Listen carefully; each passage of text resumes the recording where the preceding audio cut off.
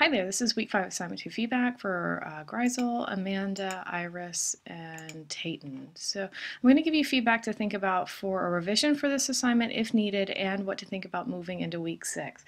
In week 6 I want to see that you have continued to push your composition, keeping in mind the design principles that you outlined in week 5 assignment 1, and I want to see that you have expanded your chosen harmony and palette even further. So for example, if Taten were to select this top palette here, he'd want to double it, make 16 colors, so choosing even more tint shades and tones from the original parent colors that are outlined on the color wheel. So you want to make sure that the palette is still specific to the harmony, but just even more colors to choose from and utilize within the design. So let's start here. The analogous looks good. We see broad range of tint shades and tones here. Tetrad, you want to make sure that it's 2 sets of complementary colors. So this tetrad harmony is not correct. You want to fix it on the wheel, selecting the correct parent hues, and then change your palette and then apply that palette to this design.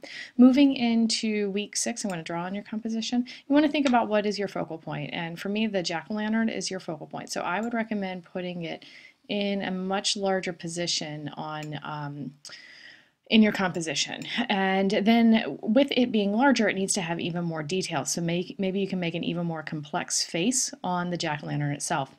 You also want to make sure that it's very bright and saturated in comparison to the background, so have a lot of contrast between your focal point and the background, really utilizing contrast to force the viewer to pay attention to that foreground area.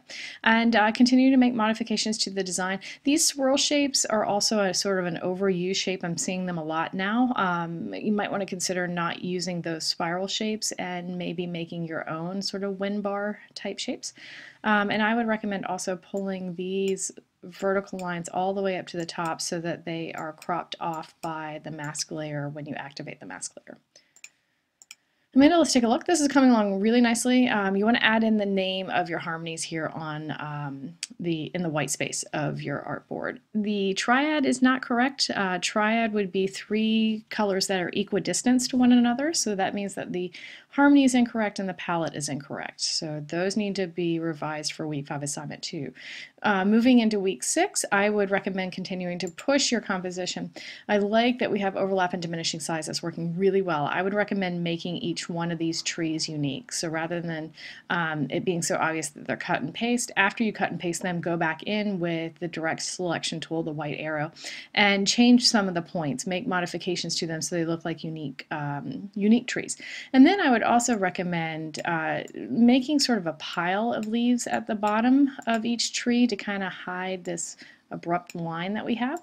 So just imagine kind of a cluster of trees on the, or excuse me, a cluster of leaves below each one of the trees. And again, those leaves can be the unique colors that we see that are indicating the illusion of depth. So you use very vibrant, very saturated leaves in the foreground, and then as they go back in the background, you know, back here, they would be very desaturated and dark and begin to blend into the sky area.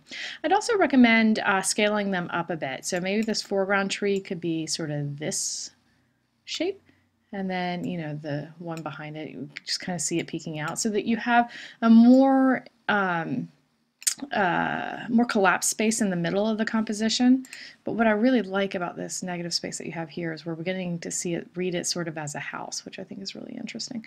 But there's a lot of blue background, so maybe just making them a little bit bigger so that we don't have quite as much of the blue sky. Now let's go to Iris's. Iris, this is coming along very nicely. Triad is looking good. Tetrad looks good. You want to make sure to add the names of the harmonies into each space on the whiteboard, on the artboard. And for me, I'd like to see you just continuing to push it. It looks like maybe some of these outlines are getting a little weird on some of these shapes. That might mean that you need to go back in and just draw some new flowers in week 6 to sit on top of these that are very clean and not cut and paste. We're beginning to see sort of the cut and paste element of some of these shapes. Throwing in a different flower shape can help to break that up some.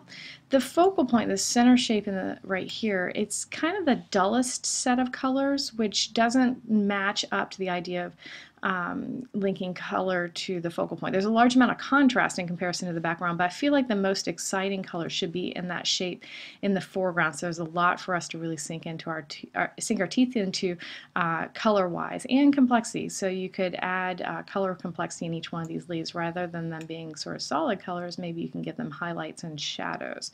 And I would recommend continuing to push a few more just to the edge, at least to the left and the right. Maybe a couple on the top, so that we do have more that are cropped off, but I like these little encapsulated negative spaces that are peeking out in this area. So just keep pushing forward and doing what you're doing. I think you're doing a really great job. And last but not least, Taten. Harmony looks good. You want to add the name in here. Let's see, 1, 2, 3, 1, 2, 3. So triad, looks like the triad isn't right. No, it is. Okay, so everything is good for the triad. Make sure to add the name in there. As I was mentioning to both Grisel and Iris, we want to think about the focal point having the most visual interest. And your focal point is this shape here.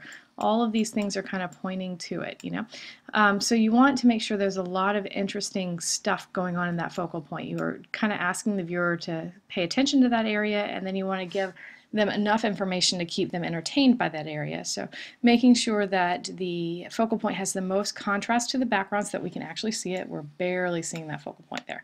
So really saturated, really bright comparison to the background, and then adding detail to it so that there's more visual interest in that area.